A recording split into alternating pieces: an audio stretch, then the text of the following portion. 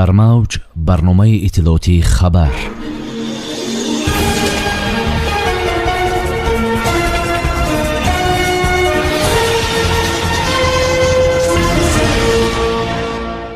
дар душанбе оид ба беҳтар намудани имконияти таъмини маъюбон бо шуғл ҳамоиш доир гардид. тоҷикистон ва фонди АПЕК барои рушди байналмилалӣ ҳамкориро таҳким мебахшанд. ташрифи гурӯҳи соҳибкорони вилояти Челябински Федератсияи Россия ба вилояти Суғд. дар вилояти Суғд қабули мева барои истеҳсол кардани афшура оғоз ёфт. таваҷҷӯҳ ба рушди оҳупарварӣ дар ноҳияи Шаҳристон. писари мақомдори тоҷик довталабона ба комиссариятсияи ҳарбӣ ҳозир шуд.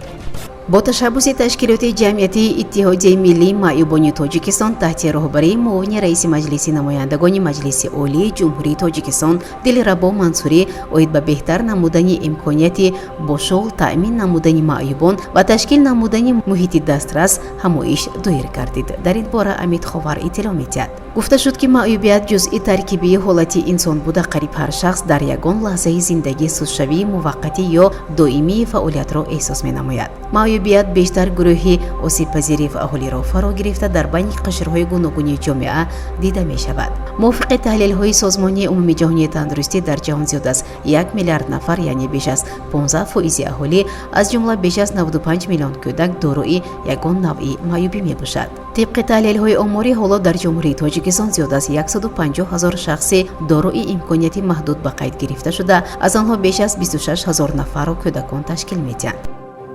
дар доираи иштироки ҳайати расмии ҷумҳурии тоҷикистон дар ҷаласаҳои солонаи гурӯҳи Бонки Исломии рушд ки дар шаҳри ҷиддаи шоҳигарии Арабистони Саудӣ баргузор мегардад, вазири рушди иқтисод ва савдои ҷумҳурӣ Завқи Завқизода ва директори генералии фонди АПЕК барои рушди байналмилалӣ доктор Абдулҳамид Ал-Халифа вохӯрӣ намуда маҷмӯи масъалаҳои марбут ба таҳкими ҳамкориҳоро баррасӣ карданд. чуноне Амид Ховар иттилоъ медиҳад, дар ҷараёни вохӯрӣ дархост гардид ки фонди АПЕК барои рушди байналмилалӣ ба соҳаҳои энергетика, нақлиёт, маориф, тандурустӣ, иқтисоди сабз ва иқтисоди рақамӣ маблағгузорӣ намояд. дар анҷоми вохӯрӣ ҷонибҳо омодагии худро ҷиҳати густариши ҳамкории дуҷониба дар самтҳои афзалиятноки иқтисодӣ баён доштанд.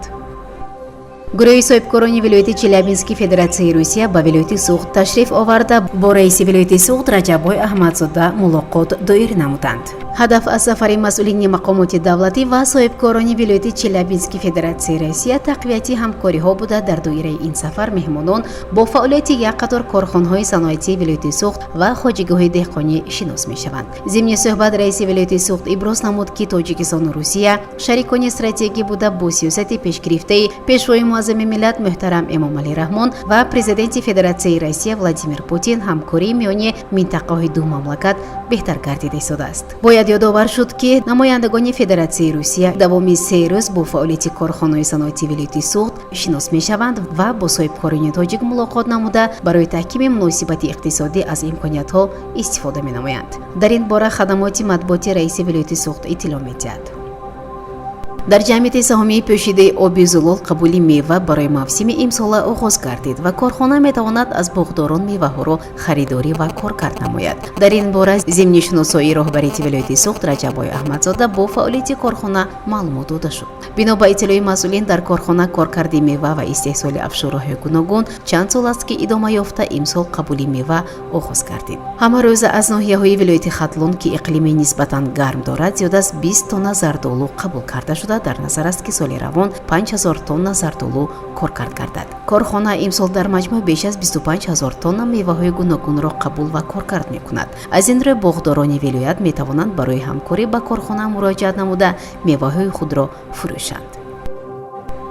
дар ноҳияи Шаҳристони вилояти Суғд дар масоҳати 15 гектар мамнӯъгоҳ таъсис ёфта барои парваришу зиёд намудани саршумори оҳу тадбирҳои зарурӣ амалӣ мекардад. зимни бозиди раиси вилояти Суғд аз ноҳияи Шаҳристон иттилоъ дода шуд ки мамнӯъгоҳ аз ҷониби соҳибкорони маҳаллӣ ташкил гардида 30 сар оҳуи навъи лама нигаҳдорӣ мешавад. атрофи мамнӯъгоҳ пурра симтӯр гардида барои муҳофизати оҳувон нозирон фаъолият мебаранд.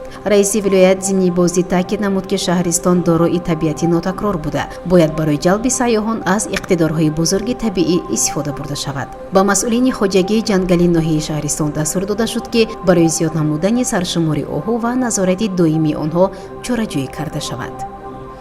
бежан камолиддинов донишҷӯи соли аввали шӯъбаи ғоибонаи факултаи тарбияи ҷисмонӣ ва дифои ҳарбии донишкадаи омӯзгории тоҷикистон дар шаҳри панҷакент довталабона ба комиссариати ҳарбии шаҳр барои хизмат дар сафҳои нерӯҳои мусаллаҳ муроҷиат кард.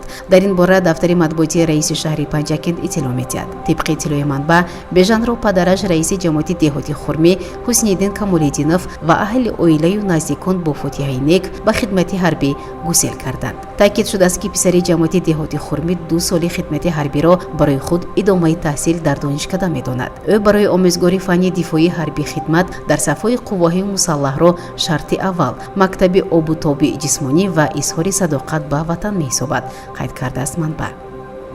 дар мавҷ барномаи иттилооти хабар.